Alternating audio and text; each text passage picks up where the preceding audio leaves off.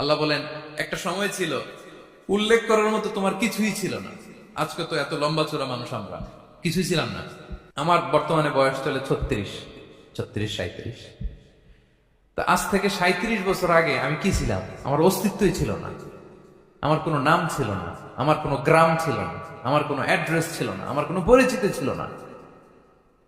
আজ থেকে আরো 37 বছর পরে একটু খেয়াল করেন তো, এখন তো 37, আরো 37 ধরেন বাঁচলাম। এরপরে আমি দুনিয়া, দুনিয়া থাকবে কিন্তু আমি নাই। আজকে কার জন্য আটকে আছে দুনিয়ার কাজ বলেন তো? আপনার দাদার জন্য? আপনার নানার জন্য? তো আপনাকে লাগে কেন? আপনাকে লাগে? লাগে না তো আমাকে। আমি দুনিয়া, একদিন কিছুই ছিলাম না। আল্লাহ বলেন, হাল আতা আলাল ইনসানি হিনুম মিনাদ দাহরি লাম ইয়াকুন শাইআম মাযকুরা।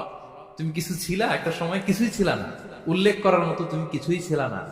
অস্তিত্বহীনের জগৎ থেকে তোমাকে আমি অস্তিত্ব আনলাম। তোমার বাবার পৃষ্ঠদেশ থেকে তোমার মায়ের গর্ভাশয়ে আমি তোমাকে ফেললাম।